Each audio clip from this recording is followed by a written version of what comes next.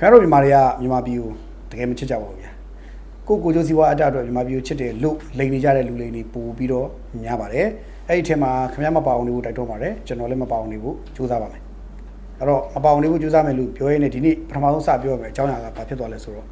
လူရောက်40လောက်ကံကောင်းလို့မသေးတဲ့ဖြစ်စဉ်ပေါ့နော်ဒါကံကောင်းလို့မသေးတဲ့ဖြစ်စဉ်လေးတခုအစကြတော့ပေါ့နော်လူရောက်40လောက်အဲ့တော့စဉ်းစားကြည့်နော်လူရောက်40လောက်ကကားကြီးတစ်စီးပေါ်မှာတစ်စုတစ်စီးလောက်ရှိတယ်အဲ့ဒီအချိန်မှာရုတ်တရက်ကံကောင်းလို့ဒါမသေးတာပေါ့ဆိုတော့ကံကောင်းလို့မသေးဘူးပြောတယ်အဲ့တော့မတော်တဆမှုလားလို့မေးမယ်ခင်ဗျားတို့ကရင်မတော်တဆမှုလားဆိုတော့ရင်တိုက်မှုလည်းမဟုတ်ဘူးမတော်တဆမှုလည်းမဟုတ်ဘူးရေစီးတဲ့မျောပါပြီးကြောက်ထွေးထိုးကြပြီးကံကောင်းလို့မသေးတာအဲ့ဇာလန်လေးဒီနေ့ဖြစ်သွားတယ်ပေါ့ဗျာဖြစ်သွားတော့ကျွန်တော်အဲ့ဒါလေးရစပြောပြစီကဲအဲ့ဒါဘာမှဖြစ်တာလဲဆိုတော့ဘာဖြစ်လဲဆိုတော့เนาะကျွန်တော်တို့တောင်တာမြို့နတ်ဆောင်ကြီးရွာနီစင်တဲဝါချောင်းเนาะအဲ့မှာမြင်းကြံတောင်တာကားလမ်းမိုင်းတနေရပေါ့เนาะအဲ့ကားလမ်းမိုင်းတနေရเนาะစင်တဲဝါချောင်းအဲ့ချောင်းမှာဒီနေ့မေလ26ရက်မနက်ပိုင်းလောက်ပါပဲခီးတဲ့40ကျော်လိုက်ပါလာတဲ့ဝေးပြေးခီးတဲ့ရင်ပေါ့နော်အဲ့ရင်ကအဲ့ချောင်းဖြတ်ပြီးတော့ရေကချောင်းကရေကစီးနေတာကိုချောင်းဖြတ်ပြီးတော့သူမောင်းတာဖြတ်မောင်းတဲ့ရင်မှာချောင်းရေစီးတဲ့အရှိန်နဲ့ဆိုတော့မနိုင်တော့တခါတည်းအဲ့ကားဒီလိုမောင်းနေနေဒီလိုမောင်းနေဒီလိုစောင်းဝင်ပြီးတော့ကြောက်ထဲကိုထိုးဆင်းသွားတော့ဗောဗျဖြစ်ပေါ်တော့ထိုးဆင်းသွားတော့ဗီဒီယိုဖိုင်လေးကတော့ဆိုကျွန်တော်တို့မြင်ရပါပြီ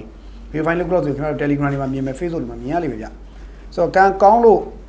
အဲ့အရောက်ခီးတဲ့ရောက်40ကျော်ဗောဗျကံကောင်းလို့မသေးတာနော်ခီးတယ်တွေရောခလေးတွေရောတကြီးရွယ်တွေအဲ့မှာဘေးကတခြားကားတွေအပေါက်အဲ့ချောင်းမဖြတ်ဖက်နဲ့စောင့်နေတဲ့ကားတွေနဲ့ဘေးနားပတ်ဝန်းကျင်ရှိတဲ့လူတွေအကုန်ဝိုင်းပြီးတော့ခလေးတွေကိုတင်းဆင်းဆယ်လိုက်လို့ဒါကားဒီလိုမျောပြီးတော့မှောက်မသွားတာပေါ့နော်ဆိုတော့ရေကဘယ်လောက်နဲ့လဲလို့ပြီးတော့အရင်ရုပ်မနဲ့ဘူးကျွန်တော်တို့ဒီဒူးကြော်ပေါင်မပြည့်ပြည့်ဒီလောက်ပဲသို့တော့ခင်ဗျားဒီကားအရှိန်နဲ့ဒီမောင်းလာတဲ့ကားကိုရေကဒီလိုဆောက်နေတာတိုက်လိုက်လို့ဆိုတော့ကားဒီလိုမှောက်လဲသွားရင်ကားဒီလိုနှစ်ပတ်သုံးပတ်လဲသွားရင်အထက်မှာရေနဲ့မုန်းပြီးတော့လူတွေတေးနိုင်တယ်ပေါ့ဗျာဒါပေမဲ့ကံကောင်းစွာဖြစ်မယ်ကားကလည်းဘေးကိုပဲမျောဆင်းသွားပြီးတော့ကားသမားလည်းထိန်းထားနိုင်ခဲ့တဲ့ပုံပေါ်ပါတယ်အဲ့ဒီမှာပဲချက်ချင်းတခြားလူတွေလာဝိုင်းကဲပြီးတော့ကားကိုတော့ထားခဲ့ရတာပေါ့ပြီးတော့မှလူတွေတော့ရအောင်ကဲသွားနိုင်ခဲ့တယ်လို့သိရတယ်ဆိုတော့ဒီဖြစ်စဉ်လေးဒါဒီနေ့ဖြစ်သွားတယ်ဆိုတော့ဒါလေးကကံကောင်းလို့ပေါ့ဗျာနော်ကံကောင်းလို့ပေါ့နော်ဆိုတော့ဒါဗီဒီယိုဖိုင်မှတ်တမ်းတွေအရာကြည့်မယ်ဆိုရင်ဒါတွေကတော်တော်လေး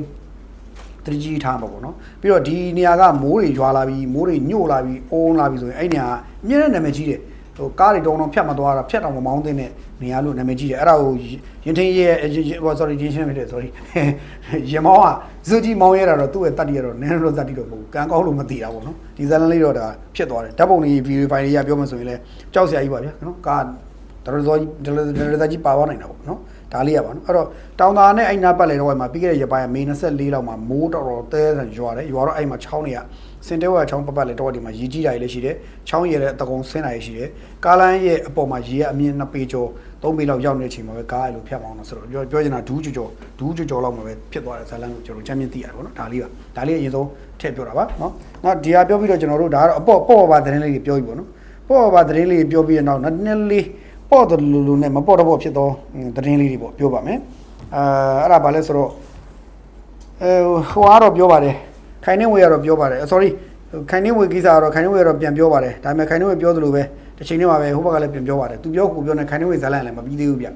ျခိုင်နေဝေဇာလန်ကမပြီးသေးတဲ့တစ်ချိန်တည်းမှာပဲပြန်နေမှာပဲချမ်းမြေမောင်ချိုးရဲ့ဇာလန်ထပ်ပေါ်လာပြန်အောင်တို့အမှုပညာနဲ့အမှုပညာသေးတွေပေါ့ဗျအဲ့ဒီလောကကလည်းနည်းနည်းတော့ရှုပ်သားဗျနော်ဆိုတော့ချမ်းမြေမောင်ချိုးဇာလန်လည်းထပ်ဖြစ်တယ်အဲ့တော့ခိုင်နေဝေဇာလန်ကိုရင်ဆက်ပြောကြတာပေါ့ခိုင်နေဝေကတော့ तू ကသူ့ဒီကိစ္စနဲ့ပတ်သက်ပြီးတော့ပွင့်လင်းမြင်သာဖြည့်ရှင်းပေးမယ်ဆိုပြီးတော့သူ့ရဲ့ Facebook မှာဒီ26ရက်နေ့မှာခိုင်နေသူ့ Facebook မှာတက်ရေးလာတယ်ပြောချင်တာတော့ဒီငွေမလွှဲတဲ့ဒီဘန်ကောက်ပိုင်ရှင်ကိုဝေသူပေါ့အဲ့ဒီလူကတဲ့သင်ကိုလူကိုယ်တိုင်ဖြစ်စီခိုင်လို့ထော်လိုက်ဖြစ်စီကိုယ်စလဲလွှဲတာဖြစ်စီပါရှိတဲ့ကိုယ်စလဲများဖြစ်လာချင်းမရှိဘူးတဲ့မရှိချင်းပေါ့နော် Viber Messenger ကနေကိုဝေသူကိုယ်တိုင်ပြောဆိုထားခြင်းမရှိဘူးတဲ့ Facebook ပေါ်မှာတက်လာတော့ဗန်မတက်များဗန်မြအသင်းလက်ထဲသူရောက်လာခြင်းမရှိချင်းတို့ကြောင့်ငွေပြန်လဲပေးရတော့ကြာနေခဲ့တယ်လို့ခိုင်လို့ပြောရေးထားတယ်အဲ့တော့ဒီကိစ္စကိုဖြေရှင်းဖို့အတွက်ဘန်ကောက်ပိုင်ရှင်ဖြစ်သူကိုဝေသူတို့မို့ခိုင်မာတော့ကိုယ်စလဲလွှဲတာဒါရင်းနဲ့တော့အသင်းကို Facebook မှာဗန်မတက်နဲ့လာဘူးတော့လူသက်တွေအသင်းတို့ကိုဝေသူတို့မို့ကိုယ်စလဲလွှဲတာပဲလာဘူးတဲ့သူတွေအပေါ်မှာဝန်ထမ်းတွေကရိုက်ပြသွားဆက်ဆံဘူးတော့တက်တွေအတန်ဖိုင်ဗီဒီယိုမတန်းတွေယူပြီးတော့လာဖြေရှင်းနိုင်ပါတယ်ဆိုသူကပြောတာပြောချင်တာတော့နင်တို့မှန်တယ်ဆိုရင်လာဖြေရှင်းပါဆိုပြီးတော့ဒါတစ်ဖက်လူပြောတယ်တဲ့ပြောတဲ့သဘောပေါ့နော်ဆိုတော့အဲ့ဒီမှာအဲ့လိုပြောလိုက်တဲ့ခါကျတော့ခိုင်နေဝေအဲ့လိုပြောလိုက်တဲ့ခါကျတော့အဲ့ခိုင်နေဝေအဲ့လိုပြောတယ်ဆိုတော့အဲ့ဒီအမျိုးသမီးလွှဲခဲ့တဲ့အမျိုးသမီးနော်အဲ့အမျိုးသမီးကလည်းတခါသူ့ Facebook မှာပြန်ပြီးရေးပြန်ရောဆိုတော့ဇလန်မပြီးပြန်ဘူးပေါ့ဗျာနော်သူဒီအမျိုးသမီးရေးတာလည်းပြန်ပြောကြည့်ရင်တော့ reliable ပြန်ဖြစ်နေပြန်တယ်ဆိုတော့ရှားထက်နိုးရဆိုတဲ့အမျိုးသမီးရေးတာသူကမနေ့ကလည်းပြောပါတယ်သူပြောတယ်ရှင်းရှင်းလေးပထမဆုံးလည်းပြောချင်တာတဲ့ကိုဝေသူကသူ့ရဲ့မွေးချင်းအကိုအရင်ပါတဲ့တစ်ချက်ကငွေ29သိန်း5000တော့သူ့ရဲ့ငွေပါတဲ့ तू ကထိုင်းမှာအနေများလို့ဖြစ်လို့မြန်မာဖုန်းကင်နေတဲ့သူ့ရဲ့အကိုရဲ့ဘဏ်အကောင့်ကိုအသုံးပြုနေရတာဖြစ်တယ်တဲ့နော်အဲ့တော့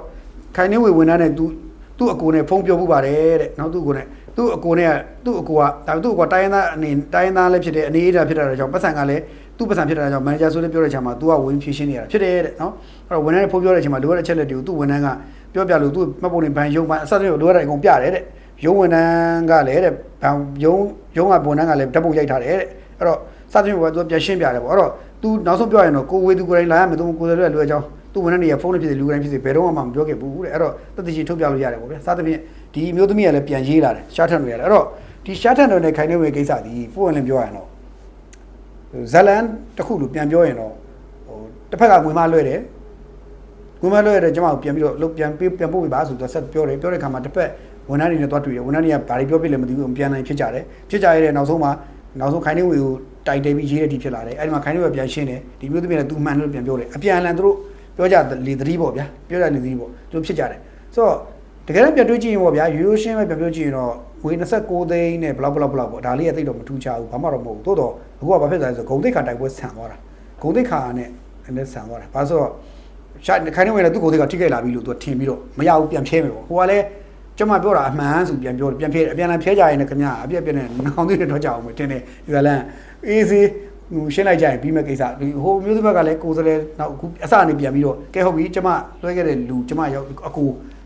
ဖြစ်တယ်ကျွန်မအကူကိုစားကျွန်မလာမယ်တို့မို့လဲသူ့ကိုစားနောက်တစ်ယောက်ကိုရန်ကုန်မှာရှိတဲ့မိတ်ဆွေတွေကိုတွားခိုင်းလိုက်ခိုင်နေဝဲလည်းဘက်ကပြန်ပြီးတော့โอเคဒါကိုစစ်ပြီးတော့ဟုတ်ကဲ့သိကြတယ်ဆိုရင်ပြန်လွှဲလိုက်ပွဲပြီးသွားပြီဒါပေမဲ့ပွဲမရှိအောင်ဆွဲဆန့်နေကြတယ်လို့တော့ဖြစ်နေတယ်ဘာမှလည်းမသိဘူးကြာကျွန်တော်တခါကြရင်လည်းခက်ပါတယ်ကျွန်တော်လည်းပြောပါတယ်ကျွန်တော်ရှိမှလည်းလာလွှဲဘူးလို့လူရှိပါတယ်လို့ကျွန်တော်ပြန်ပေးပါတယ်ချက်ချင်းနေမဆိုင်ပြန်ပေးပါတယ်ဘာလို့ဆိုဟိုကျွန်တော်ပြန်တွေးကြည့်တယ်ပေါ့နော်ကိုနဲ့မဆိုင်တဲ့ငွေဆိုရင်တော့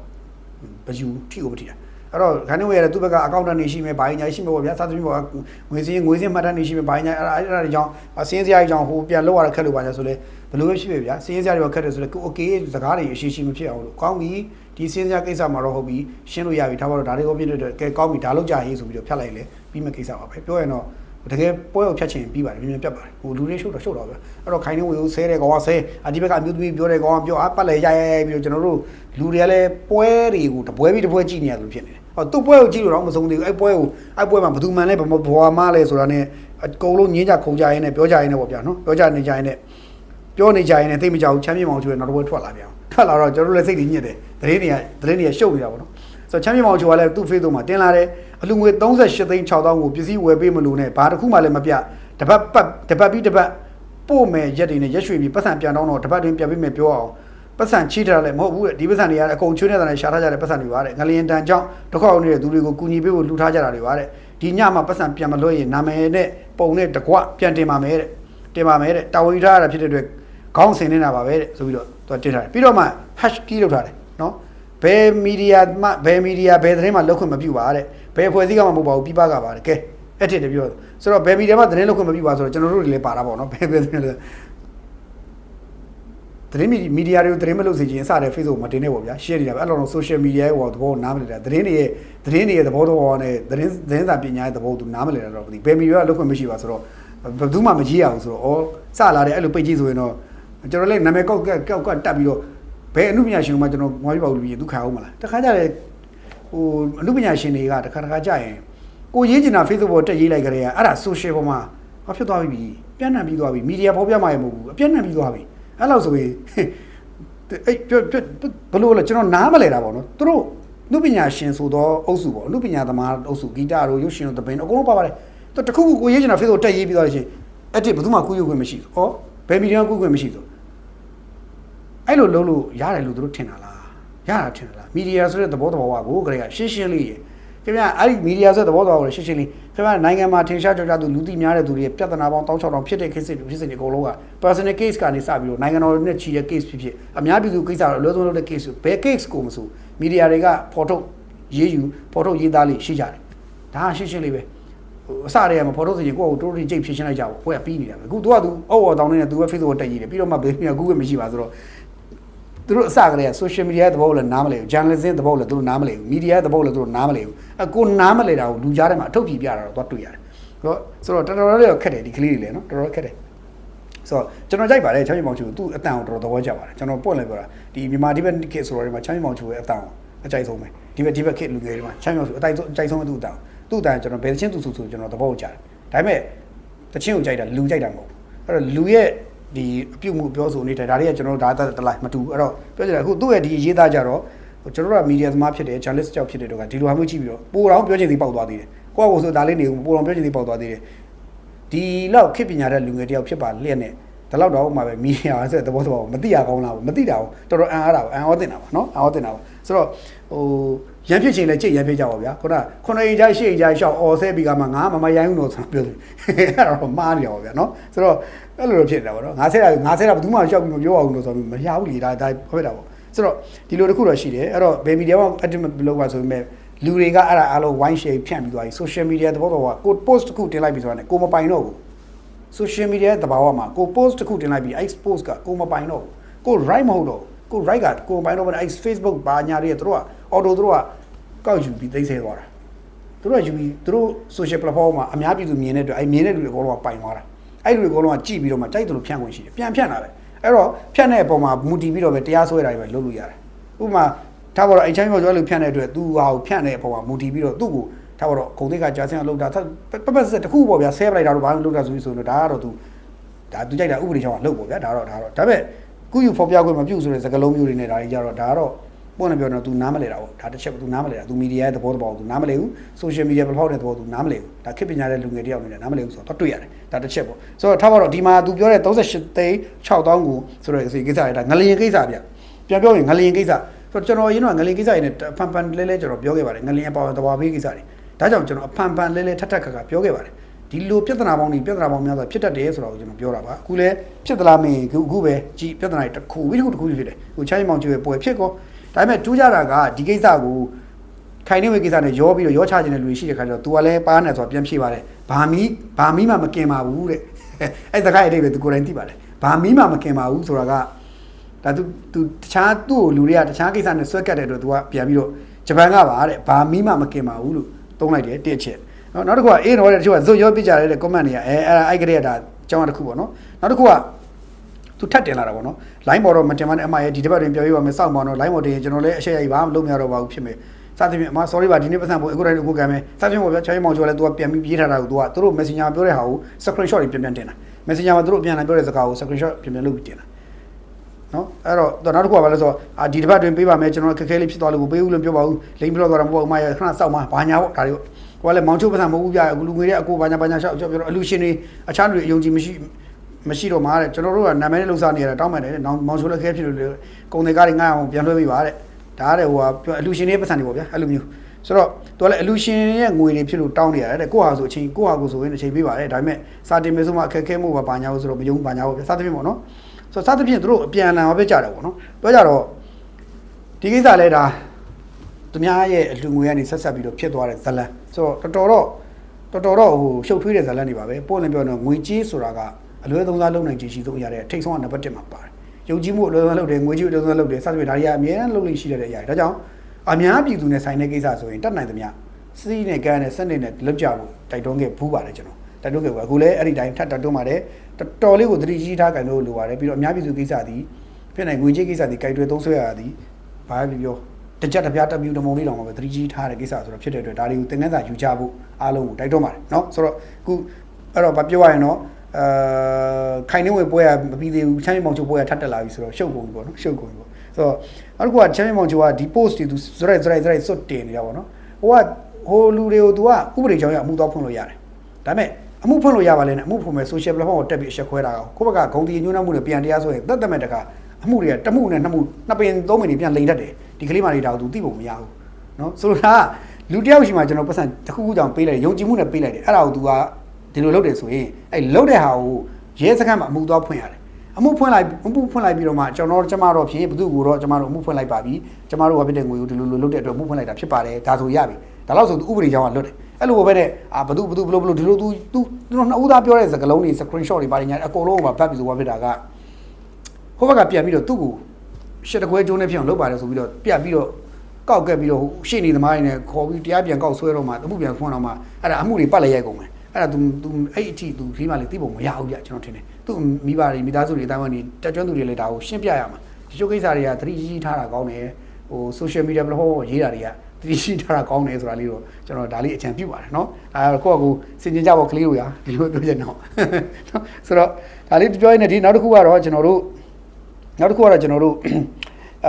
ဗိုလ်ချုပ်မှုကြီးကိစ္စလေးပဲကျွန်တော်ဆက်ကြတာပေါ့နော်ဗိုလ်ချုပ်မှုကြီးကိစ္စဆက်မယ်ဘာဆက်လဲဆိုတော့ဗိုလ်ချုပ်မှုကြီးကနော်ဒီမိုင်းလာကခေါင်းဆောင်နေတဲ့ဗိုလ်ချုပ်မှုကြီးတွေ့ကြတယ်အဲ့ဒီအားလေးကတော်တော်စိတ်ဝင်စားဖို့ကောင်းတယ်နော်မိုင်းလာကခေါင်းဆောင်ဆိုပေမဲ့ဒူခေါင်းဆောင်လာတွေ့တာပါခေါင်းဆောင်ဆင်လာမတွေ့ဘူးတော်တော်ချိုးမပြူပေါ့ဗျတဲ့ပြောရရင်တော့ဒါပေမဲ့ထားပါလိနော်ဗိုလ်ချုပ်ကြီးတော့လက်ခံတွေ့မှာတော့ကျွန်တော်ဘာမှမပြောလို့ပါဘူးနော်နိုင်ငံတော်စီမံအုပ်ချုပ်ရေးကောင်စီဥက္ကဋ္ဌကိုတဲ့မိုင်းလာကငင်းချမ်းရေးကိုယ်စားလှယ်အဖွဲ့ကမေလ25ရက်နေ့မနေ့ကမနေ့ပိုင်းမှာလာတွေ့တယ်တဲ့နော်ရွှေထရိကတိုင်းဒေသစစ်တနာတွေ့ရတဲ့စစ်တနာချုပ်ပေါ့ဗျစစ်တနာချုပ်ရွှေထရိကရိပ်သာမှာလက်ခံတွေ့တယ်တဲ့အဲတွေ့တဲ့အချိန်မှာနတ်ဆက်ကဥက္ကဋ္ဌနဲ့အတူသူကဘယ်လိုတက်လဲဆိုတော့ဗိုလ်ချုပ်ကြီးရဲဝင်းဦးတို့ဗိုလ်ချုပ်ကြီးကျော်သွားလင်းတို့အစသဖြင့်သူတို့တက်တယ်ပေါ့ဗျာပုံကိုယ်တက်ကြတယ်အဲ့အချိန်မှာမိုင်းလာ NDA အဖွဲ့ကညီကြရေးနဲ့စီလုံးရေးကော်မတီဒုတိယဥက္ကဋ္ဌဦးစံပေနဲ့အတူဒုတိယဥက္ကဋ္ဌဦးစံလူဦးကြည်မြင့်တို့နဲ့တာဝန်ရှိသူတွေတက်ရောက်တယ်တဲ့ဆိုတော့မိုင်းလာဦးဆိုင်လင်းရဲ့သားနော်ဘာလို့သူမတက်လဲသူကိုယ်တိုင်ဘာလို့မလာလဲမိုင်းလာဦးဆိုင်လင်းကဥက္ကဋ္ဌကိုယ်လွန်သွားပြီသူ့သားဖြစ်သူကဥက္ကဋ္ဌလက်ရှိဥက္ကဋ္ဌဒါပေမဲ့ဥက္ကဋ္ဌကလာမတွေ့ဘဲနဲ့ဒုဥက္ကဋ္ဌ2ယောက်ကိုလွှတ်လိုက်တယ်ဒါဆိုဥက္ကဋ္ဌသူကိုယ်တိုင်မတွေ့ရတဲ့လားဒါမှမဟုတ်သူကဗိုလ်ချုပ်ကြီးမင်းအောင်လှိုင်ဥက္ကဋ္ဌကိုယ်တိုင်မတွေ့ဘဲနဲ့တမင်ပဲဘာလုပ်တာလဲဘာချူးတာလဲတော့ကျွန်တော်မသိဘူးဒါပေမဲ့ဗိုလ်ချုပ်ကြီးတို့ဟိုဒုဥက္ကဋ္ဌနဲ့ကြားမှာလေသူတို့ contact ပြန်လာရှိပြီးသားလက်ခံပြီးသားမဟုတ်လို့ကျွန်တော်ဘာမှမပြောလို့ပေါ့သို့တော့ပြန်တွေးကြည့်ရင်ဒီဘက်ကနားဆက်ကဥက္ကဋ္ဌဖြစ်လို့ဟိုဘက်ကဥက္ကဋ္ဌကလာဖို့တွေ့ရမှာဥက္ကဋ္ဌဆင်ကလာဖို့တွေ့ရမှာဒါပေမဲ့အဲ့ဒါကိုဒုဥက္ကဋ္ဌကဒီကပဲလာတွေ့သွားတယ်ဆိုတဲ့ကိစ္စနည်းနည်းတော့စဉ်းစားစရာကောင်းတယ်နော်ဒါဘာရွေချက်လို့ကျွန်တော်မသိဘူးအဲ့တော့အဲ့ဒါတစ်ချက်โอเคဒါပေမဲ့အဲ့ဒီမှာတွေ့ဆုံတဲ့အချိန်မှာဗိုလ်ချုပ်မှုကြီးကတော့ပြောတယ်ဒီနိုင်ငံ Federal Democracy စနစ်ကိုသွားတာဖြစ်တယ်ဒါကြောင့်မို့နိုင်ငံတော်မိကိုနဲ့ညီဝန်တော်တွေစီလုံးညီညွတ်ကြဖို့လိုတယ်ဆိုတာမျိုးတွေပေါ့ဗျာဒါကတော့လူကြီးစကားပြောတာပေါ့ဗျာလူကြီးစကားပြောတာပေါ့လူကြီးစကားပြောပြီးတော့သူကဘာဖြစ်လဲဆိုတော့တိုင်းပြည်တည်ငြိမ်ချမ်းရေးဝိုင်းဝန်းကူညီကြဖို့ဆိုတာမျိုးတွေပြောတယ်ကျမ်းမာရေးစီးပွားရေးမူဝါဒမျိုးစုံပေါ့ဒါတွေလူထက်ပြောတယ်နောက်တစ်ခုကတော့ဒီပညာတတ်ဖို့ဒေသတစ်ခုဖွံ့ဖြိုးတိုးတက်ဖို့ဒါတွေလည်းပြောတယ်နောက်တစ်ခုကကျောင်းတွေရဲ့ကလေးတွေကျောင်းထားကြဖို့ဆိုတာမျိုးတွေပြောသလိုနောက်တစ်ခါနိုင်ငံတော်စာပေရုံးသုံးဘာသာစကားနဲ့စာပေတနိုင်ငံလုံးတိုက်တာနဲ့တက်မြောက်ထားဖို့လိုတယ်ဆိုတဲ့အကြောင်းတွေဒီမှာထည့်ပြောတယ်ဆိုတော့မိုင်းလာဒေတာမှာတရုတ်စာနဲ့မြန်မာစာဘယ်ပူပြီးတော့ဩဇာတိုက်မှုရှိတယ်လဲလို့မေးမိုင်းလာကိုကျွန်တော်သွားဖို့လွှမ်းသိတယ်အကုန်ကြိုက်တဲ့ကောင်သွားကြည့်မိုင်းလာမှာမြန်မာလူပြောရင်တိတ်နားမလဲဘူးတရုတ်လူပြောရင်ခင်ဗျာလူ100တွေ့100လုံးနားလဲတယ်ဒါပေမဲ့မြန်မာလူပြောရင်100လုံးမှာ90လောက်နားလဲတော့ကံကောင်းလို့အဲ့လိုပြောမှဖြစ်တယ်အဲ့လောက်တော့ဖြစ်နေပြီမိုင်းလာမှာအဲ့တော့မိုင်းလာကမြန်မာစာမထွန်းကားပဲနဲ့တရုတ်စာထွန်းကားနေတယ်ဟိုဘာလဲဆိုတော့ကြည့်ရတာတရုတ်နဲ့ကြိုးစီးပွားနေများဘယ်လောက်ကြည့်နေတယ်တော့မသိဘူးပေါ့ဗျမိုင်းလာဦးဆိုင်မိုင်းလာအုပ်စုပေါ့နော်ဆိုတော့အဲ့ဒီမှာဒီမြန်မာစ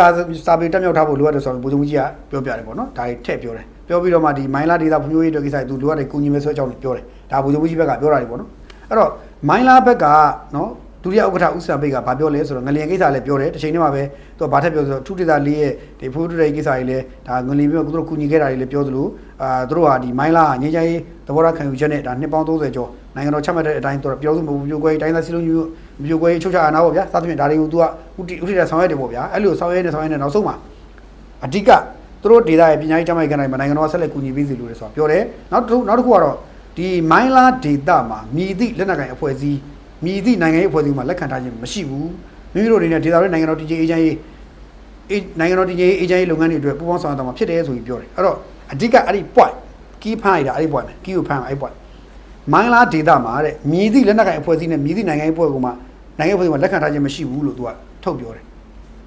ဒါပေမဲ့ကျွန်တော်တို့ကြားရတဲ့သတင်းကကြတော့မိုင်းလာဒေတာတွေကနေလက်နက်တွေဖြန့်ပေးနေတယ်ဆိုတော့ကျွန်တော်တို့ကကြားခဲ့ဘူးလေစားနပ်ရိက္ခာတွေတချို့ဟာတွေဖြန့်ပေးတယ်လို့ကြားဘူးလေအဲ့ဒါကိုတော့သူတို့ရှင်းရမှာပဲကျွန်တော်တို့ကအဲ့လိုကိုကြားတယ်အဲ့လိုကိုကြားခဲ့တာခိုင်မအောင်ပြောချင်တာအဲ့လိုကိုကြားခဲ့တာကဲမိုင်းလာအုပ်စုလက်နက်တွေဖြ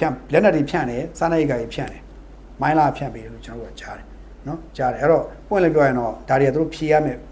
မေးခွန်းတွေပေါ့ဗျာသို့တော့သူတို့ကတော့သူတို့ဒေသမှာမြည်သည့်လက်နက်ကိုင်အဖွဲ့အစည်းမှာမြည်သည့်နိုင်ငံရေးအဖွဲ့အစည်းကိုမထားပါဘူးတဲ့ပြောတယ်ဆိုတော့နိုင်ငံတော်နဲ့အတူတူသူကနိုင်ငံတော်နဲ့အတူတူတည်ငြိမ်အေဂျင့်ရေးကိုပူးပေါင်းဆောင်ရွက်တော့မှာဖြစ်တယ်ပေါ့ဗျာဆိုတော့တော်သေးတာပါဗျာနိုင်ငံတော်ပူးပေါင်းဆောင်ရွက်မှုလုပ်ပါမယ်လို့ပြောလို့တော်သေးတာကျွန်တော်တို့ကဝမ်းသာပါတယ်သို့တော့ကျွန်တော်တို့ပို့ပေါ်လင်းပြောရရင်ဗျဟိုတခါသေးဘူးတော့ပြင်ပိုးနားလေတဲ့သဘောပဲတိုင်းသားလက်နက်ကိုင်ဖွဲ့စည်းနေကျွန်တော်ပို့ပေါ်လင်းပြောရင်တော့ဟို negotiate deal share မလုပ်ခဲ့ဘူး special ဘာမှမလုပ်ခဲ့ဘူးကျွန်တော်ကနိုင်ငံအကြီးအကဲမို့အဲ့တော့ကျွန်တော်ဆက်ကြည့်သို့တော့တမိုင်းမှာစာအုပ်စာတမ်းတွေကျွန်တော်ဖတ်တဲ့ကရှာဖတ်ကြည့်တဲ့ကတိုင်းသားလက်နက်ကိုင်အဖွဲ့အစည်းနဲ့နိုင်ငံတော်ဆိုရနဲ့ချုပ်ခဲ့တဲ့စာချုပ်တွေသဘောတူစာချုပ်တွေနဲ့ဒ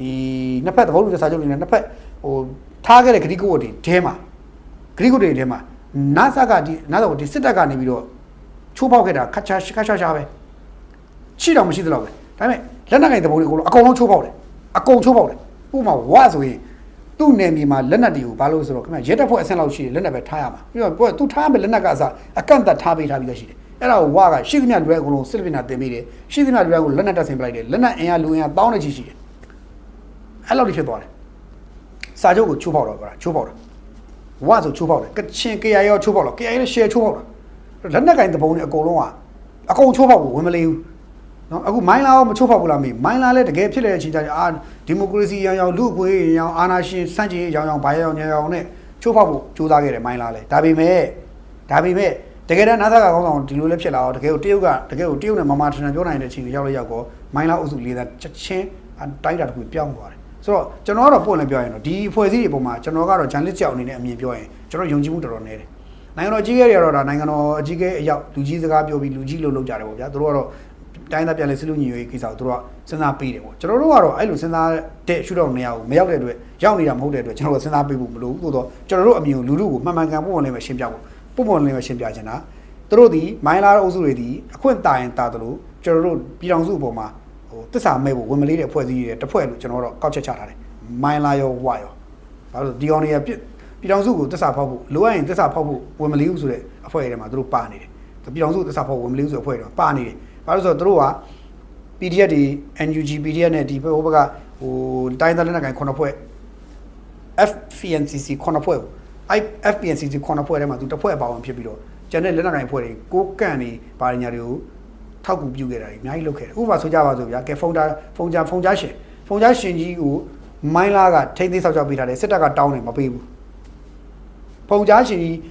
2009ဘောတော့ထွက်ပြေးသွားတဲ့အချိန်မှာဘယ်လိုပြည့်တယ်မိုင်းလာသွားနေတယ်မိုင်းလာမှာပဲအများကြီးကြာကြီးနေသွားတယ်2009စစ်တပ်ကတောင်းတယ်ပြန်မပေးဘူးစစ်တပ်ကိုလက်ထဲအပ်လာဆိုမအပ်ဘူးဘယ်အပ်မလဲကွာပြောရရင်တော့ပုံချရှင်ကဦးဆိုင်လင်းရဲ့ပုံချရှင်ဦးဆိုင်လင်းရောက်ခမလေးဘယ်အပ်မလဲအဲ့တော့ပုံရင်လည်းပြောရရင်တော့အခုနောက်ဆုံးမှာဘာဖြစ်လဲဆိုတော့မိုင်းလာဦးဆိုင်လင်းရဆုံးသွားတဲ့အချိန်မှာမဆုံးခင်ကဖုန်တာရွှေကြီးဘဲသွားလဲဆိုင်မိုင်းလာဦးဆိုင်လင်းတို့ရဲ့မိုင်းလာထဲမှာသွားနေတာအဲ့ဒါကိုစစ်တပ်ကတိတယ်ဖုန်တာရွှေကြီးပုံကန်နဲ့ဗာပညာပြည်တိတယ်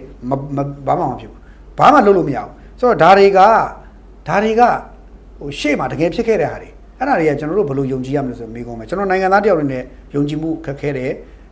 ပြီးတော့ဂျန်လက်ကြောင့်လည်းယုံကြည်မှုခက်ခဲတယ်အဲ့တော့ကျွန်တော်ယုံကြည်ချက်အတိုင်းကျွန်တော်ပုံနဲ့ပြောရဆိုရင်မိုင်းလာအပေါ်မှာလည်းကျွန်တော်ယုံကြည်နေတယ်ပုံနဲ့ပြောတာ FPNCC 9ဖွဲ့တဲ့တစ်ဖွဲ့ဖြစ်တဲ့မိုင်းလာပေါ့ယုံကြည်နေတယ်ကိုကန်နဲ့မောင်းလဲနမလဲဖြစ်ထားတဲ့အုပ်စုတွေဖြစ်တဲ့အတွက်ကျွန်တော်တို့ကဒါကိုတတိကြီးထားရမယ်လို့ပြောချင်တယ်ပြည်တော်စုကနေလိုအပ်လို့ခေါ်ထုတ်ဖို့ဝင်မလေးဘူးဆိုတော့ဗီဇမျိုးတို့မှာရှိနေတယ်ဆိုတော့အခွင့်မတာလို့အခြေအနေမကောင်းလို့မဟန်လို့ဒါပြည်တော်စုနဲ့ကျွန်တော်တို့ကဒါသားတဲ့ပါဆိုတာမျိုးကိုလိုအပ်ရင်လိုအပ်လို့ထပြောတာပဲရှိတာကျွန်တော်ဒီလိုပြောချင်တယ်အဲ့တော့အကယ်၍မှနောက်တစ်ချိန်ကျွန်တော်မိုင်းလာဒေတာတွားရရင်လေမိုင်းလာအဖွဲ့နဲ့တွေ့ရင်လေဒီတိုင်းပဲကျွန်တော်ပြောပါမယ်ကျွန်တော်မူပြောင်းမှာမဟုတ်ဘူးဘာလို့ဆိုတော့ဒီအဖွဲ့တွေပေါ်မှာကျွန်တော်ယုံကြည်မှုအားနဲ့ယုံကြည်ရဖို့ခက်ခဲတယ်ဆိုတော့ကျွန်တော်တို့ထည့်ပြောမင်းတို့ယုံကြည်ရဖို့ဟုတ်ပြီမင်းတို့ယုံကြည်တော့တဲ့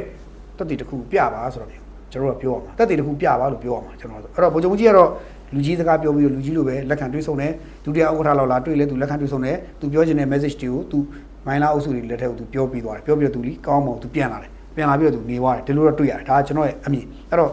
့တွေ့ကြတာတခုတော့နောက်မဆက်ဆံမဲနေမှာလားဆိုတဲ့မိကုန်းပဲကျွန်တော်ဆက်ပြီးပါနောက်ငါတို့တော့ဒီလိုမလုပ်ပါဘူးကွာလို့ပြောခဲ့ရင် no ငါတို့နောင်ဘယ်သောအခါမှာဒါမျိုးမလုပ်ဘူးလို့ပြောရအောင်လုပ်ခဲ့မိရင်တော့နောက်ဘယ်တော့မလုပ်ပါဘူးငါတို့ဘယ်တော့မှအဲ့လိုမလုပ်ဘူးဆိုတာမျိုးကိုဂတိကိုပေးရမှာအဲ့လိုမျိုးငါတို့ဟိုလိုရှောက်ပြောလို့ရတာအဲ့ဒါတွေအကုန်လုံးကလေပဲနော်အဲ့လိုပဲကျွန်တော်တို့တိတ်ပြီးတော့ယုံကြည်နေပါတယ်အဲ့တော့ကျွန်တော်ကတော့ကျွန်တော်အမြင်ပါနော်ဒါကျွန်တော် personal point of view ပါနော်နောက်တစ်ခုကတော့ဗိုလ်ချုပ်ကြီးကအဲ့ဒီမိုင်းလာဦးဆိုင်လင်းတို့အုပ်စုနဲ့ sorry မိုင်းလာဒုတိယဥက္ကဋ္ဌအုပ်စုနဲ့ပေါ့နော်တွေ့ပြီးတော့နေပြီးတော့ချက်ချင်းပြန်ရောက်လာတယ်နောက်ညနေပိုင်းကျနေပြီးရောက်လာတယ်ရောက်လာတဲ့အချိန်မှာ तू ကနေ့လယ်ပိုင်းရောက်လာတဲ့အချိန်မှာလွတ်တော်ကို तू သွားကြည့်တယ်ကျွန်တော်ဒီနေ့လွတ်တော်ကိစ္စကိုမဖြစ်မနေပြောချင်တာပါလာလို့နော်ကျွန်တော်လည်းပြောချင်နေတာကြားပြီအမှန်တကယ်တော့စောက်ပါရေးမလို့မရေးလိုက်ပဲရုပ်တံပဲပြောတော့မယ်တန်းပြီးတော့စောက်ပါကြမှာပြည်စုံဖတ်ချင်ပါဘူးရေးခဲ့တဲ့ခါကျရင်ဖတ်ပေါ့ဗျာလွတ်တော်နဲ့ပတ်သက်ပြီးတော့ဗိုလ်ချုပ်ကြီးကဒီလွတ်တော်တွေသေချာကြနာကောင်းအောင်ပြန်ဆောက်ဖို့ရွေးကောက်ပွဲကျင်းပဖို့လည်းရှိတဲ့အတွက်လွတ်တော်သေချာကြနာခိုင်ခံပြန်စနစ်ကြပြန်လုပ်ဖို့ဆိုတာမျိုးတွေဗိုလ်ချုပ်ကြီးကမှားတယ် ဆိုတော့လွတ်တော်နဲ့ပတ်သက်ပြီးတော့လည်းလုတ်ပိုင်ခွင့်ရသွားတဲ့ကုမ္ပဏီလုပ်ငန်းစုတွေပေါ့လုပ်ငန်းဖွဲ့ရှိတယ်လို့လည်းကြားတယ်သို့တော့ဘယ်လိုပဲဖြစ်ဖြစ်လွတ်တော်ကိုပြန်ပြီးတော့ကောင်းအောင်ပြန်ဆောက်ဖို့ဆိုတဲ့ကိစ္စကိုဗိုလ်ချုပ်မှုကြီးကလမ်းညွှန်ချက်ပေးတယ်ပေါ့ဗျာဆိုတော့ဒါလေးကဗိုလ်ချုပ်မှုကြီးအဲ့လိုလမ်းညွှန်ချက်ပေးတော့မှကျွန်တော်ကကြုံလို့မှတခါတည်းအကြံပေးချင်တာပေါ်လာလို့ဘာမှကျွန်တော်မဟုတ်ဘူးရှင်းတော့လွတ်တော်ကိုဆောက်ခဲ့ကြတဲ့လူတွေလည်းသူတို့မှတာဝန်ရှိတယ်တာဝန်ပြန်ယူပြီးတော့သူလုတ်တင်နိုင်ပြန်လုပ်မယ်လို့ယူဆတယ်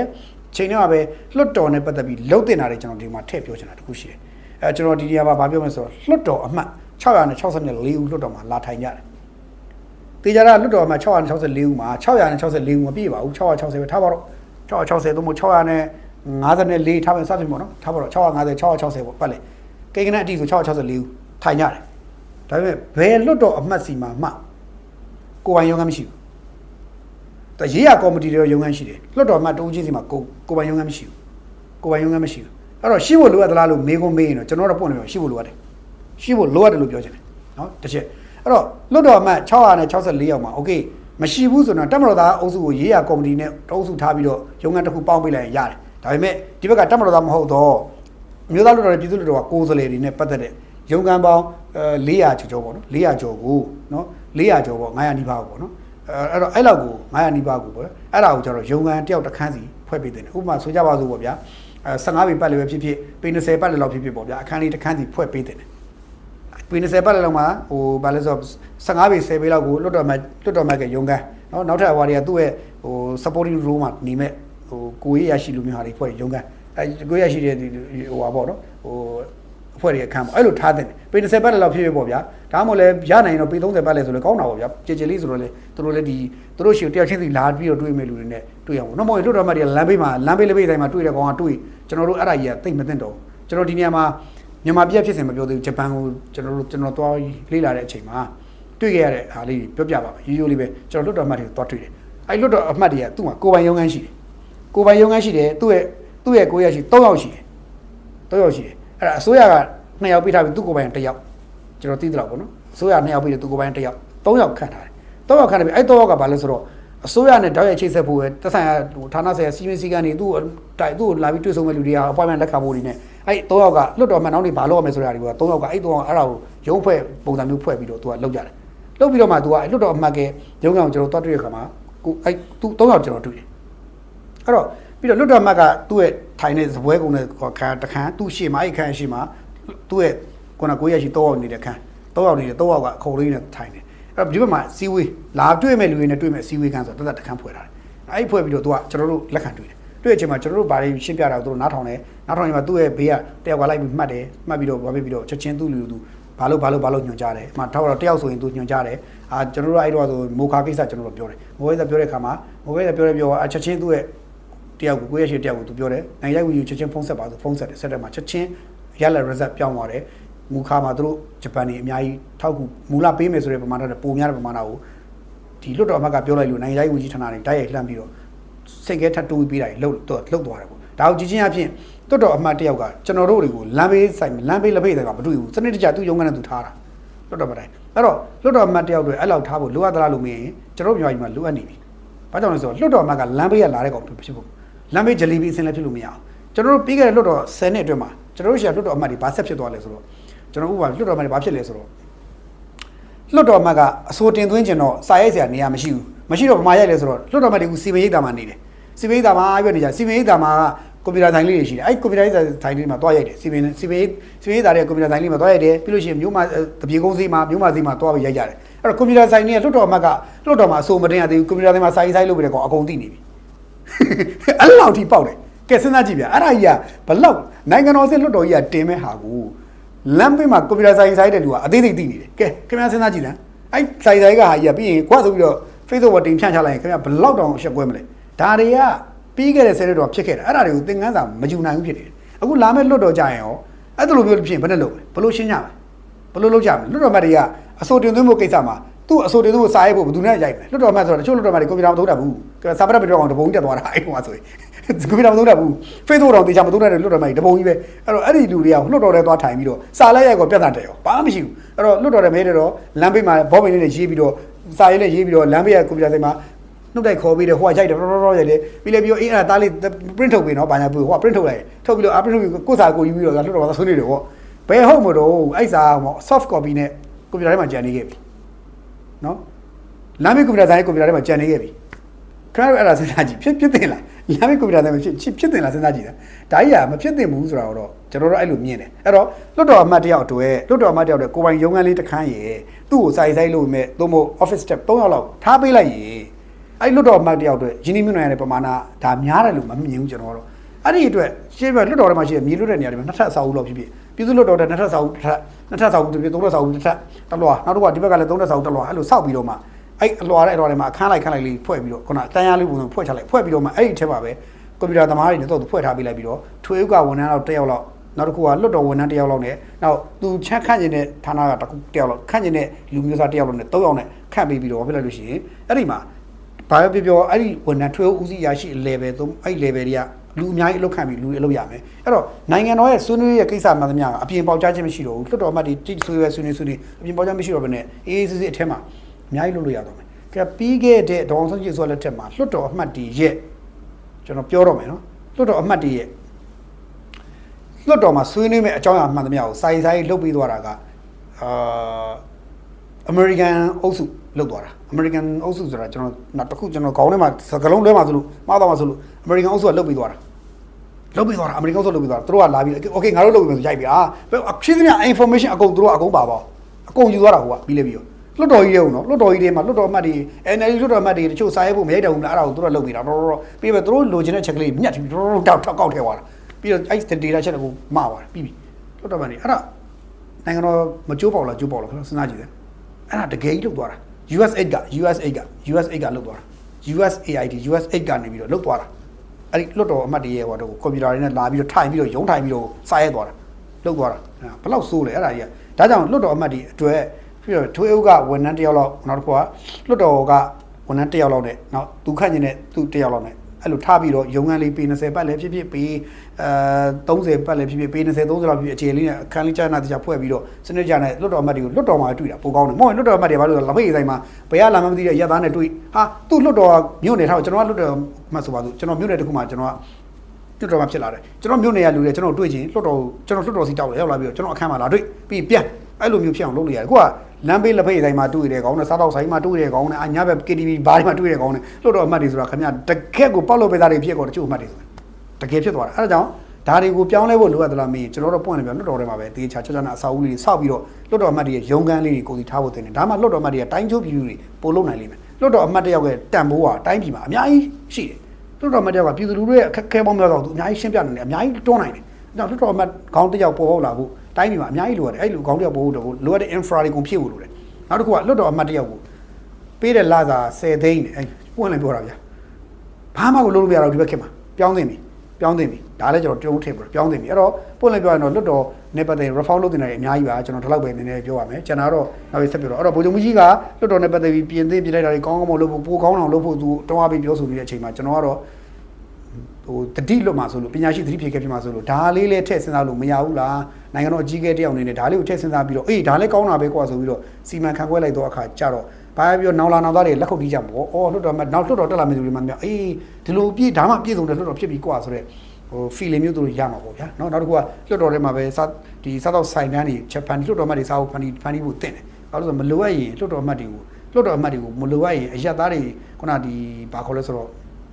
့မလိုအပ်တဲ့တချို့ကိစ္စတွေမလွတ်တော်မှတ်တွေကိုလမ်းဘေးဂျလီဘီအဆင့်တွေကိုတွန်းမဖို့ကြဘူးဒီနေရာကိုတော့ကျွန်တော်တိုက်တွန်းချင်တယ်ဒါလွတ်တော်နဲ့ပတ်သက်တာဒါထပ်ပြောလို့ရသေးတယ်ဒါပေမဲ့ဒီလောက်ပဲပြောမယ်เนาะဂျပန်မှာတကယ်လုတ်ခဲ့တာတွေကြည့်ပြီးတော့တော်တော်မိုက်တာပဲဒီကောင်လေးတော်တော်ကောင်းတာပဲလို့သွားတွေ့လို့ကြုံလို့ကျွန်တော်ဒီနေ့အဲ့လွတ်တော်ကိစ္စအထည့်ပြောတာဖြစ်ပါတယ်အဲ့တော့နောက်တစ်ခုကဒီနေ့ဗိုလ်ချုပ်မှုကြီးတို့ NASA ကအစိုးရနဲ့ရုရှားနဲ့ချုပ်လိုက်တဲ့စာချုပ်တစ်ခုကျွန်တော်တော်သဘောကျလို့ဒီနေ့ထည့်ပြောပါတယ်ရုရှားနဲ့ချုပ်ဆိုခဲ့တဲ့စာချုပ်တစ်ခုထွက်လာတယ်အဲ့စာချုပ်ကတော်တော်ကိုပွင့်လင်းပြောရင်တော့နိုင်ငံတော်တော်တော်ကိုအရေးကြီးတဲ့စာချုပ်တစ်ခုဖြစ်သွားခဲ့ပြီဗျစာချုပ်ဖြစ်သွားပြီအဲ့စာချုပ်ရဲ့နာမည်ကိုပဲခင်ဗျားတို့စဖတ်ပြမယ်အပြည်ပြည်ဆိုင်ရာတရားစီရင်ခြင်းမှအပြန်အလှန်ကာကွယ်ပေးရေးစာချုပ်မြန်မာနဲ့ရုရှားချုပ်ဆိုတယ်ပြီးခဲ့တဲ့မေလ20နဲ့3ရက်နေ့ချုပ်တယ်လို့လည်းကြားတယ်ဒါပေမဲ့ထားပါတော့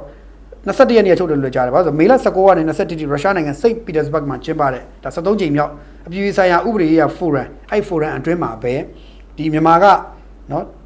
ကဟိုဘာခေါ်လဲဆိုတရားရေးဝန်ကြီးပေါ့ဒေါ်တီတာဦးနဲ့နော်ဟိုဘက်ကတရားရေးဝန်ကြီးတို့ရုရှားတရားရေးဝန်ကြီးတို့လက်မှတ်ထိုးလိုက်တာတဲ့နော်ဆိုတော့တော်တော်လေးဓာကြီးကကျွန်တော်တော်တော်သဘောစိတ်ဝင်စားသွားတယ် နော်တော်တော်စိတ်ဝင်စားပါတယ်နော်အဲ့တော့ပြောင်းစည်းနေရှင်းနေကြဖြစ်တဲ့ဒေါ်တီတာဦးနဲ့တဲ့ရုရှားတရားရေးဝန်ကြီးမစ္စတာကိုစတန်ချူချန်ကိုသူတို့လက်မှတ်ထိုးတယ်တဲ့ဘယ်နေ့ကထိုးလဲဆိုတော့ဒီ73ချိန်မှာပြည်ဆိုင်ဥပဒေရဖိုရမ်တက်ရောက်တဲ့အချိန်မှာထိုးတယ်တဲ့ဆိုတော့လက်မှတ်ကတော့19-21 3ရက်ထဲမှာတရက်ထဲမှာထိုးတာဒါပေမဲ့အဲ့ထိုးခဲ့တဲ့အကြောင်းကိုမေလ23ရက်ကျမှထုတ်ပြန်ဒါပေမဲ့ကျွန်တော်တို့မသိလိုက်ဘူးအဲ့ထိုးတဲ့စာကိုလုံးဝမသိလိုက်ဘူးအခုမှအဲ့သတင်းကကျွန်တော်တို့လည်းရှောက်ကြည့်နေလေ့လာရင်ထွက်လာတယ်အဲ့ဒီစာချုပ်အရရုရှားနဲ့မြန်မာနဲ့ဟာတဲ့2024-25ခု2025ခုနှစ်တွင်စတင်ပြီးလက်မှတ်ထိုးတာဖြစ်ပြီးတော့တဲ့ဒီစာချုပ်ကကိုကစပြီးတော့လက်မှတ်ထိုးရတဲ့အသက်ဝင်သွားပြီတဲ့စာချုပ်ပါအကြောင်းအရာတွေကိုတော့အသေးစိတ်မဖော်ပြဘူးသို့တော့ရှင်းပြောရင်တော့ဟိုဒီစာချုပ်အရအပြည်ပြည်ဆိုင်ရာတရားစီရင်ခြင်းကနေပြန်လည်ကာကွယ်ပေးဖို့ဆိုတာမျိုးရည်ရွယ်တယ်တဲ့ဆိုတော့ပြောရရင်တော့မြန်မာနိုင်ငံတကာမှာတရားစီရင်ရေးကိစ္စတွေတော်တော်လေးကိုရှုပ်ထွေးနေတယ်ဒီကိစ္စကြီးကကျွန်တော်အမြင်ပြောရရင်ဗိုလ်ချုပ်ကြီးမရောက်နိုင်တဲ့ဒီလက်ရှိနတ်ဆကအစိုးရရဲ့ဒီဝန်ကြီးပေါ့နော်သူတို့ဘယ်သူ idea ပေးလိုက်လဲတော့မသိဘူးတော်တော်လေးကိုပါနပ်ပြီးတော့အရေးချင်းရှိတဲ့စာချုပ်တစ်ခုပဲအဲစာချုပ်ကစဉ်းစားကြည့်တော့တနိုင်ငံနဲ့တနိုင်ငံအပြည်ပြည်ဆိုင်ရာတရားစီရင်ရေးကနေကောက်ွယ်ပေးတာဆိုကြပါစို့ဗျာကျွန်တော်ဥပမာလေးတစ်ခုပေးပါဗိုလ်ချုပ်ကြီးမရောက်နိုင်နဲ့ရုရှားသမ္မတပူတင်ကို ICC ကဘာလုပ်တယ်ညာလုပ်တယ်ရှောက်ပြောထားတယ် okay ICC က okay မင်းကိုဗိုလ်ချုပ်ကြီးမရောက်နိုင်ကရုရှားသွားကြည့်မှာရုရှားကိုဟောနေလာမထီရဲသလိုရုရှားကောက်ွယ်ပေးထားတယ်ရုရှားသမ္မတဒီကိုလာရင်လည်းမြန်မာကောက်ွယ်ပေးထားလာမထီရဲအောင်ဒါအပြန်လန်ကောက်ွယ်ပေးထားဘာလို့တချို့ဘာလို့ကိုကွက်ဆွတ်ဆိုပြီးတော့တူတာတေးကိုဖမ်းပြီးတော့ဖိလစ်ပိုင်ရဲ့ပဲဖိလစ်ပိုင်ဟိုခေါင်းဆောင်အောင်ပြန်ဖမ်းဖို့လိုမျိုးဆိုတော့ရှိသေးတယ်အဲ့လိုမျိုးတချို့ဟာတွေကအကျင့်ရုံပြီးလုပ်တာရှိနိုင်တယ်အဲဒါကြောင့်ဒီဟာကနိုင်ငံကြားမှာတကယ့်ကိုဒါယုံကြည်စွာဖြင့်ချုပ်ကြတဲ့စာချုပ်တစ်ခုပဲပြီးတော့မင်းလည်းငါကောက်ွယ်ပေးမယ်ငါလည်းမင်းကောက်ွယ်မယ်အပြည်ပြည်ဆိုင်ရာပြောချင်တာပြောမင်းနိုင်ငံနဲ့အပြန်လန်ကောက်ွယ်ကြမယ်ဒီသဘောပဲစာချုပ်ကဆိုတော့အပြည်ပြည်ဆိုင်ရာတရားစီရင်ခြင်းမှအပြန်လန်ကောက်ွယ်ပေးစာချုပ်ဟာတော်တော်ကောင်းတဲ့စာချုပ်ဆိုတော့ကျွန်တော်သွားတွေ့ရတယ်ဆိုတော့ဒီစာချုပ်ချုပ်နိုင်ခဲ့တဲ့အတွက်ဟိုနိုင်ငံမှာဖြစ်လာမယ်နောက်တက်လာမယ်လက်တော့အကြီးကဲကောင်းများစွာဟာဘာပြောရုရှားနဲ့နိုင်ငံအပြန်လည်ယုံကြည်မှုပိုရသွားမယ်ဥပမာမြန်မာကောင်းဆောင်ကတခုဖြစ်မယ်ဆိုရုရှားကာကွယ်ပေးမယ်ရုရှားကောင်းဆောင်တခုဆိုရင်မြန်မာကာကွယ်ပေးမယ်အပြန်လည်ပေးမယ်သို့တော့ကိုရုရှားနဲ့မြန်မာနဲ့ရှင်းကြည့်လိုက်ရင်တော့ရုရှားအင်အားကြီးတာဟုတ်ဗျအင်အားကြီးတဲ့နိုင်ငံကပဲကိုကာကွယ်ပေးတာဖြစ်မှာပါကိုကတမယောက်ကာကွယ်ပေးဆိုကိုကတီးလုံးပါတယ်ဗျာသို့တော့ဒီစာချုပ်ကိုရုရှားဘက်ကမြန်မာနဲ့လူလလချုပ်တယ်ဆိုတာကိုကတည်းကတော်တော်လေးကိုနှစ်ဖက်တော်တော်လေးကိုယုံကြည်မှုတိဆောက်ထားပြီးပြီလို့ပြောလို့ရတယ်ဆိုတော့တော်တော်လေးကောင်းတဲ့စာချုပ်တစ်ခုပါဒါလေးကျွန်တော်ကြုံလို့ထည့်ပြောတာเนาะခုရသိတဲ့အတိုင်းပဲကဘာမှလည်းသိတဲ့အတိုင်းပဲဟိုလိုဒီလိုတွေပေါ့ကျွန်တော်ဒီလောက်ပြောရင်တော့နားလည်ပါတယ်အဲ့လိုဆိုခါသိပါတယ်เนาะတချို့တွေအတွေ့အများကြီးပွားပြီးသွားပြီကျွန်တော်ဒီလောက်လေးပြောရင်ပွားပြီးသွားပြီအဲ့တော့ကိုယ့်ကိုသိပါတယ်เนาะအဲ့တော့တော်တော်လေးကောင်းတဲ့စာချုပ်တစ်ခုဖြစ်တယ်လို့ပြောချင်ပါတယ်အဲ့တော့ကျွန်တော်ဒီနေ့နောက်ဆုံးအပေလေးကတော့အာဆီယံစီးပွားပွဲတော့ဒီနေ့ဒါနိုင်ငံခြားရေးဝန်ကြီးတွေရဲ့စီးပွားပွဲစတဲ့အချိန်မှာတော်တော်လေးသူတို့ပြန်လည်ပြောကြတာလေးရှိတယ်မီဒီယာတွေဘယ်လိုဖော်ပြလဲဆိုတာအထက်ကျွန်တော်တို့အဲ့ဒီအာဆီယံပွဲမှာမလေးရှားဝန်ကြီးချုပ်ကထိတ်ဖွင့်မှာစပြောတယ်ပေါ့ဗျာပြောတဲ့စကားလေးနဲ့ပတ်သက်ပြီးကျွန်တော်၃ချက်ပြောမယ်တစ်ချက်ကမြန်မာနိုင်ငံပြည်ပခအဆုံးသတ်ဖြည့်ရှင်းနိုင်ရေးအတွက်ကျွန်တော်တို့ရဲ့ကြိုးပမ်းချက်တွေကသိတာထင်ရှားတဲ့တိုးတက်မှုတွေနဲ့ရှေ့တိုးပြီးဆောင်ရွက်နိုင်ခဲ့ပါတယ်ဆိုတစ်ချက်ပြောတယ်နောက်တစ်ခုကလုပ်ငန်းစဉ်တစ်လျှောက်မှာတိတ်တိတ်ဆိတ်ထိတွေ့ဆက်ဆံတာအရေးကြီးကြောင်းကျွန်တော်အနေနဲ့လေးထားပြောလို့တယ်တဲ့ဒီလုပ်ငန်းစဉ်အဆင့်တွေကတင်းငယ်ပြီးချိတ်ဆက်မှုကပြတ်သွားနိုင်ွယ်ရှိပေမဲ့ညီချိုင်းကိစ္စရပ်တွေမှာတဲ့ပို့ပြီးတော့ချိတ်ဆက်အားကောင်းလာရှိနိုင်တယ်ပြောတယ်ဆိုတော့ဒီလိုပြောတယ်ဆိုတော့အဲ့ဒါပြောပြီးတဲ့တစ်ချက်ပြင်နောက်တစ်ခုကဘာပြောလဲဆိုတော့ဒုတိယချက်ကဘာလဲဆိုတော့မြန်မာနိုင်ငံမှာကျင်းပမဲ့ရွေးကောက်ပွဲနော်ရွေးကောက်ပွဲကိုတော့တဲ့နှစ်ကုန်မှာကျင်းပမယ်ဆိုတော့အဲ့ရွေးကောက်ပွဲနဲ့ပတ်သက်ရင်တော့သူကဘာပြောလဲဆိုတော့ခေါ်လဲဆိုတော့အတူရောင်ဖြစ်တယ်ဆိုတဲ့သဘောမျိုးနဲ့ဟိုရွေးကောက်ပွဲကရေးမကြည့်တဲ့သဘောမျိုးနဲ့သူကထည့်ပြောတယ်ရွေးကောက်ပွဲသိရေးမကြည့်တဲ့သဘောကိုထည့်ပြောတယ်သိပြီးတော့ရွေးကောက်ပွဲသိပြီးတော့ရန်ဖြစ်ထွန်းလာမယ်တုံ့မပေါ်ဘူးပေါ့ဗျာတကယ်တိုက်ခိုက်နေမှာပါရင်တော့မဖြစ်နိုင်ဘူးထင်တယ်ဆိုတော့မျိုးသူကထည့်ပြောတယ်နှစ်ချက်ပေါ့နော်နောက်တစ်ချက်ကတော့အာဆီယံကိုယ်စားလှယ်အထူးကိုယ်စားလှယ်မြန်မာနိုင်ငံဆိုင်အာဆီယံအထူးကိုယ်စားလှယ်ကိုပုံမှန်နှစ်စဉ်ပြောင်းလဲခန့်နေမယ်အစား3နှစ်လောက်ခန့်မယ်တစ်ခါခန့်ရင်3နှစ်သက်တမ်းအမြဲတမ်းခန့်ဖို့ပြင်ဆင်မယ်ဆိုတဲ့အချက်3ချက်အဓိကစပြီးတော့ဒီနေ့စတွေ့တယ်ဆိုတော့အဲ့ဒီချက်3ချက်မှာပြည်ပြင်းမီဒီယာတွေကဘာကိုရေးလဲဆိုတော့ရွေးကောက်ပွဲကိုတည်ရေးတယ်ရွေးကောက်ပွဲကိုတဲ့အာဆီယံဖွဲ့စည်းတဲ့ကောင်ကတိတ်မကြိုက်ဘူးကောက်ွက်တဲ့သဘောမျိုးအပယ်ချတဲ့သဘောမျိုးဝိုင်းရေးကြတယ်ဆိုတော့မီဒီယာတွေရဲ့ဇောင်းပေးရေးသားမှုကိုသိစေချင်တာမီဒီယာတွေအဲ့ဘက်ကိုဇောင်းပေးရေးသားတယ်ဒီတွဲဆုံဆွေးနွေးလမ်းကြောင်းတွေကတော်တော်ကောင်းလာတယ်ဆိုတာကိုပြောတာကိုသူတို့အဲ့ဒါကိုတုံးထောင်းလုပ်ပြတယ်ပြီးတော့အာဆီယံအထူးကိုယ်စားလှယ်ကိုတစ်နှစ်အစား3နှစ်လောက်ထိခန့်တင်တယ်ဆိုတာမျိုးပြောတော့တုံးထောင်းလုပ်ပြပြီးတော့ဘာကိုတွန်းလဲဆိုတော့ဘာကိုဆွတ်တင်လဲဆိုတော့ရွေးကောက်ပွဲကအတူရောင်ပုံစံမျိုးပယ်ချတယ်ဆိုတာမျိုးကိုဆွတ်တင်လိုက်တယ်အဲ့ဒါခင်ဗျားတို့ပြည်သူလူထုကိုမီဒီယာတွေကပြည်ပြင်းမီဒီယာတွေကဘာကျွေးလိုက်တာလဲအဲ့ဒါခင်ဗျားတို့သိဖို့လိုတယ်မီဒီယာတွေကခင်ဗျားတို့ဘာကျွေးလိရှိလဲဘယ်ဟာကို highlight လုပ်ပြီးတော့ဘယ်ဟာကိုတုံးထောင်းလုပ်လိုက်လဲဆိုတော့အဲ့ဒါမီဒီယာရဲ့သဘောတော်ပါပဲအဲ့တော့ခင်ဗျားတို့ဘာအဲ့မီဒီယာတွေစီရင်တာရှိလားမရှိလားခင်ဗျားတို့ပြည်သူလူထုအပေါ်မှာသတင်းအမှန်ကိုအဲ့ဒီမီဒီယာတွေသိစေချင်လားသူတို့ကိုယ်တိုင်အမှောင်ချပြစ်သလားဆိုတော့ခင်ဗျားတို့ သိစေချင်တာကြောင့်ကျွန်တော်ဒီနေ့ထည့်ပြတာဖြစ်ပါတယ်အဲ့တော့ကျွန်တော်ရဲ့ဒီနေ့ဆက်မှုဒီနေ့ဒီနေရာလောက်နဲ့ရပ်ပါတယ်အားလုံးပဲကိုကျန်တဲ့ကြီးပါတိုက်ပြောစေနာမှာထားပါသစ္စာရှိပါကိုယ်နိုင်ငံသားအချင်းချင်းအပြန်အလှန်တက်ဖြတ်နေကြတာကိုလက်ခုပ်လဝါ TV ပျော်နေတဲ့လူမိုက်လူရန်ကလူတက်အချမ်းဖက်အားပေးသမားခမားဖြစ်နေသလားဆိုတော့ပြန်လည်မေးခွန်းထုတ်ပါလို့ပြောရင်းနဲ့ကောင်းလိုက်